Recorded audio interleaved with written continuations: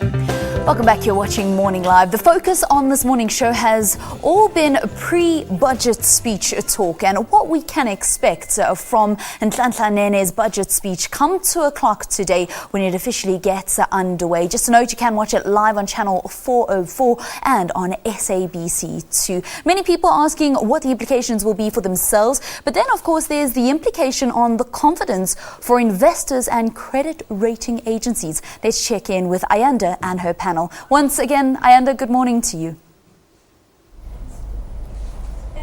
Thank you so much, Valen. Good morning to you. It is certainly warming up here in Cape Town. We're coming to you live from the parliamentary precinct, and I can tell you, hive of activity. You know that cliche that we always use? I think it's best fitting here today. I can see some of the government motorcades have started to arrive. The man himself, the man of the moment, Finance Minister Nhlanhla Nene, has already arrived. We were speculating earlier as to what colored tie he'll be wearing and what that will mean. I think we all agree that black is what we're looking for. We don't want to be too much in the red, and blue is also possibly not suitable. So just a side note there, the man himself has gone to into President Jacob Zuma's residence here in the parliamentary precinct, and there's speculation now about what they may possibly be talking about. So I mean, if I could just be a fly on the wall right there right now, I think I'd give anything to hear that particular conversation. But yes, we do continue with our panelists discussing a wide range of issues, and we have been throughout the course of the morning. I'm joined by Keith Engel. He's the Deputy CEO in the Institute of Tax Professionals.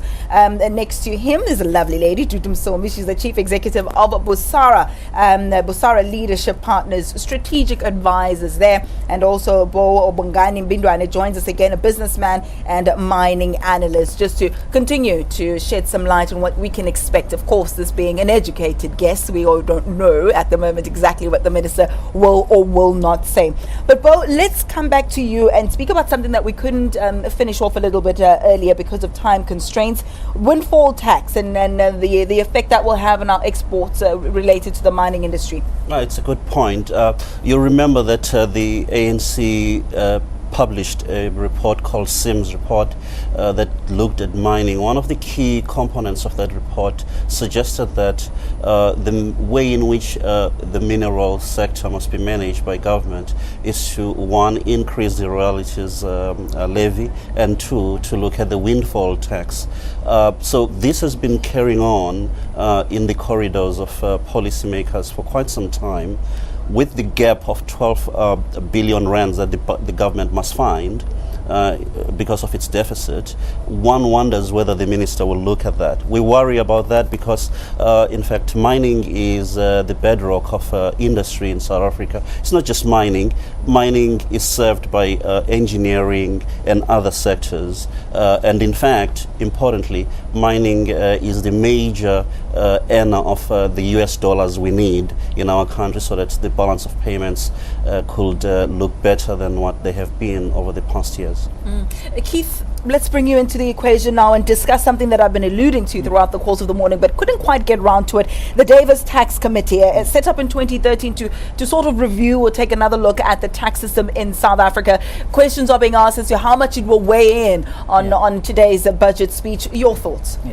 I think the Davis Commission is still in the formative stage. So they've already presented their small business findings. So you might find one or two options popping up there. They've mostly been looking at cross-border issues, where foreign investors supposedly have been taking money out with low tax rates. So there might be one or two coming out of that. But it seems that they trust the Davis Commission. So even though they're not in the reports, they might be in the budget room being in discussion. So you're going to see that element in. As for the mining tax, at this stage, they haven't released a report on that yet. My feeling is they're not going to introduce a windfall tax yet because the report hasn't come out, and also it takes time to introduce a new tax. They need the money now, today, not 2-3 years from now. They need the money today, now, not 2-3 years from now. And we just know the urgency therein. But let's speak now a little bit about what's happening on the ground, grassroots levels. We did speak about it a little bit earlier as well, the issue of consultants. And I was just eavesdropping as you were having a conversation amongst yourself. Bo, you said something along the lines of consultants are necessary. We do need consultants. They're putting a heavy burden. What was the amount? Billion. How many billion was it? Well, The figure escapes me now because I'm looking at all these percentages. But it was a lot of money. It was a lot of money. But it should be put in context. Obviously there is a skills issue for people because you use consultants when you need information and knowledge and expertise. So the fact that government is briefing consultants so often and so much means that there is a deficit in terms of the skills. But also, from being on the other side, having been a service providers to some of these government entities, it also happens in the private sector to some extent. It's also the quality of briefing and the quality of what they want. And also it's the turnover of staff, because one client briefs you, you do something, you'd never get to execute it, and then the next person comes and then things shift again. So I think we shouldn't so much focus on the number, we should focus on what is causing that and address that. Yeah, I mean, Dudu is right. Another point that I want to make is we jump too quickly in South Africa to criticize without really understanding what is going on until we see exactly the segmented nature of what is it that the consultancies are for. It could be that it's just audit fees and so forth, and the necessary things that you need in running an organization in any event, and you just can't escape it. Let us also not forget that we have a very large financial services sector in South Africa, corporate sector in South Africa. In fact, we regard it as number 2 in the world in terms of efficiency and skills in that area.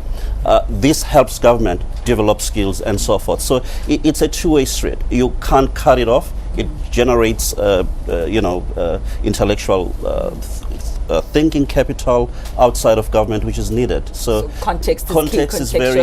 You can't just brand a figure around.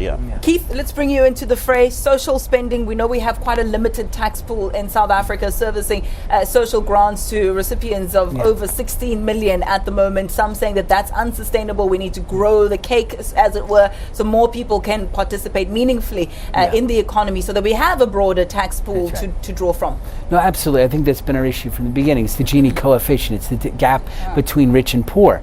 That is our problem in this country, and that is our legacy. And unfortunately, that's the legacy that has to be overcome.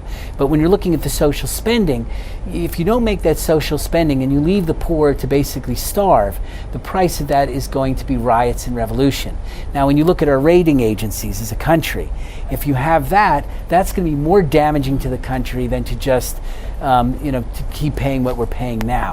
So that's always a balance. Our problem is growth. How do we get growth? Where do we get growth? How do we get growth? Where do we get growth? I'm going to get that answer from you just after this short ad break, because we do have to say goodbye to our SABC2 viewers. An extra 30 minutes is what you got. So thank you so much for having joined us for the last 2.5 hours. We hope you did derive some value in our conversation. Remember, 2 o'clock is when you can hear Finance Minister Nhlanhla Nene deliver that all-important budget speech. Be sure to tune in and engage with us a little bit later. Tell us what you thought of his budget speech. Otherwise, it's Shab Shab.